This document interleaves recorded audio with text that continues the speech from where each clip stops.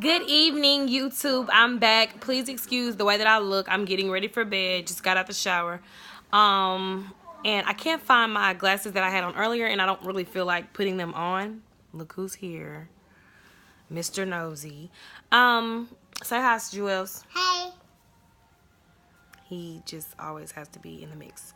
But I'm coming to you this evening just, because I have these random thoughts. Again, really quickly, disclaimer, my son is watching The Incredibles, so I hope you can hear me fine because he got the TV up loud as hell. And when I say he got it, he truly went and got the remote and cut that motherfucker up, okay?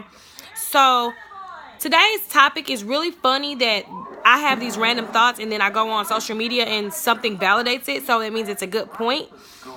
I was thinking on the way home, everybody can't be a Cardi B. So what that means to me may not mean the same thing to you. I love Cardi B. Like, I love everything about her because she's so honest with herself. She's honest with the people around her. From what I see, I don't know her personal life, but from what I see, she's very, straightforward. And for me, that means everybody can't be no rags to riches success story. Everybody cannot just overnight blow up, even with all the ratchet in them. Like, being ghetto these days is not something that people will pay into. But Cardi, you won, you got it. I'm not hating at all. I'm proud of you. You're pushing through. You're being true to yourself. So I'm grateful for that. Because not too often do people stay the same. People typically tend to change something about themselves or try to conform to the surroundings of their life.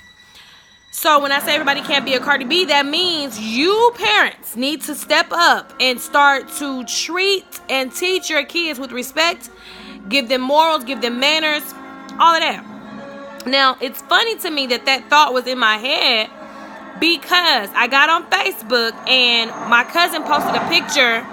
She posted a picture of a Japanese classroom with students sitting there, and at the bottom the caption was something in the nature of, in Japan, they don't teach kids academics until the 4th grade. Up until the 4th grade, they're focusing on morals, manners, and, just self-respect and respecting other people. And it asked the question, should this be adopted everywhere? Now, the reason I love it, I totally love it. I feel like it's something that we should implement in some form.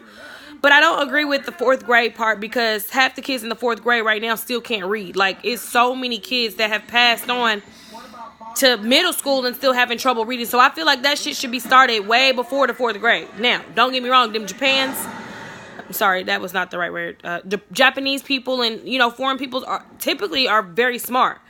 I mean, I know I watch a lot of TV and shit, but that Batman movie, the people in Japan had so many damn skills as far as building shit and that mathematics shit. It's dope. Now, I'm not being racial. I'm not saying that only Vietnamese and Japanese people can be smart in those avenues. I'm just saying it's typical.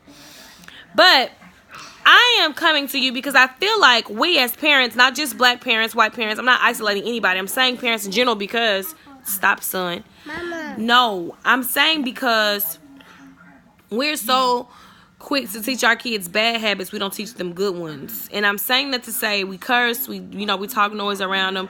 They don't really know it's bad because they think the shit funny. Because when they first start doing it, we kind of laugh. Wait, what did he just say? What did she just say? So, in my opinion, I feel like we need to teach our kids morals, manners, and respect as early as they can understand anything.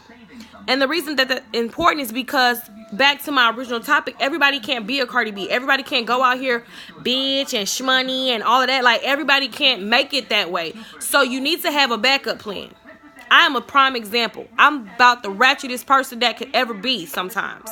I have called myself Versatile T because I can hang with some of the bummiest, ghettoest broads and get down fine. But I also know how to put on my suit, not necessarily a tie, but dress and get myself together and go to corporate America. Now, the fact that I have so many tattoos kind of keeps me from doing that. However, I can mingle with the most snoopiest, snobbiest people, if that's even a word.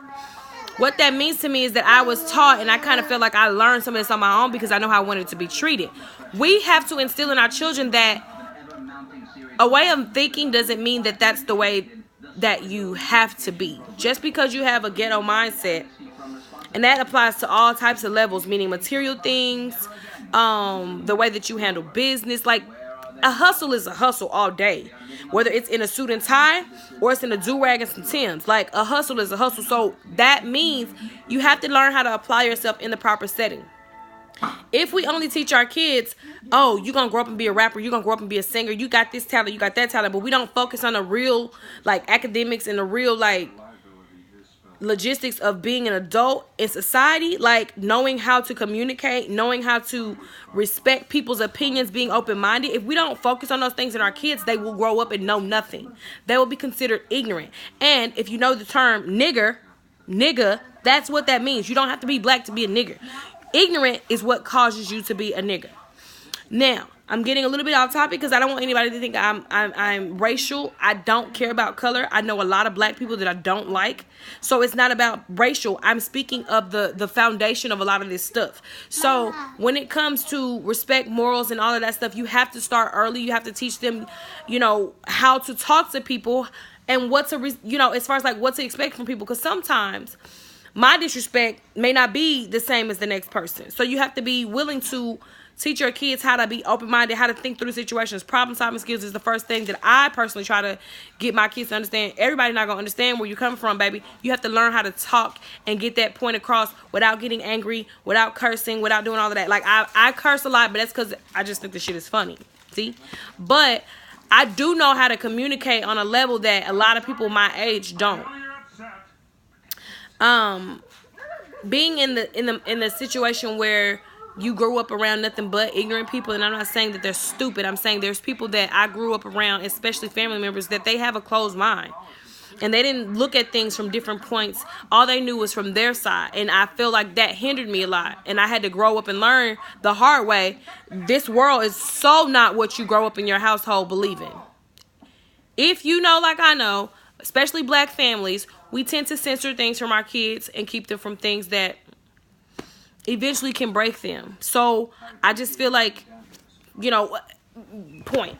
As a kid, I was always taught to be yes ma'am and no ma'am. I personally don't have a problem with my kids not saying yes ma'am and no ma'am to me. But for those people that I know it bothers them, I've made them very clear, like, hey, you may have to, you know what I'm saying? Like, there's certain people that want to hear yes ma'am and no ma'am. Or yes sir and no sir. There's some people who don't care about it. For me, I don't care about it because I want people to realize, and this is just my thought on it, it doesn't mean that I'm right. But when it comes to children these days, bottom line, a lot of them act the way they act because they feel like we as adults don't respect them. We treat them like their opinions don't matter. They're just kids. That's what a lot of kids think. I talk to a lot of kids. I engage with a lot of children. So I know what I'm talking about outside of my own kids. So the fact that they feel like we don't respect them, I don't think that it's fair for them to have to be so respectful of older people or elderly people. I know a lot of old motherfuckers that I be wanting to get a business to because they feel like just because they old, they can do and say whatever they want. It don't work like that. So with that, I chose to teach my kids. For me, yes ma'am and no ma'am does not bother me. However, when they get their ass in trouble, they quick to yes ma'am and no ma'am. It's really funny to me. I think it's hilarious because it doesn't mean anything to me when you say yes ma'am or no ma'am when you're mad or when you're in trouble. But yeah, I know that there's people in this society that they must be addressed by yes ma'am or no ma'am. So I get it. Some people, again, my disrespect is not the same as yours.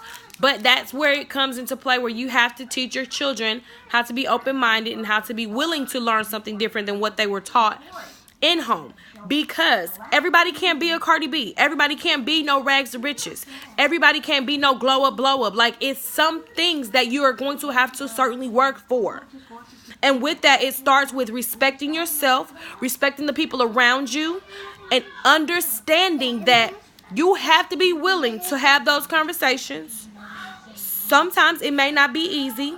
Sometimes you may not like what the next person has to say to you or about you. But as an adult who has learned morals and respect and true manners, you're going to take that shit with a grain of salt and say, hey, maybe I need to look at myself. Maybe I need to figure out a different way of presenting me. Because a lot of times people don't understand you because of the way you present yourself. Just take that on for size. Think that over. Feel free to comment, like, share. And again, please provide feedback. Because again, I'm only one person. I cannot tell you what you're thinking. I can't tell you what the next person's thinking. I can only tell you what's on LaToya's mind. So let's go ahead and be in tune with me because I'm in tune with you. Hopefully we can kind of come together and get some more information passed out to the world. I'm open to suggestions. Like, subscribe, share, and again, please comment. I will see you later.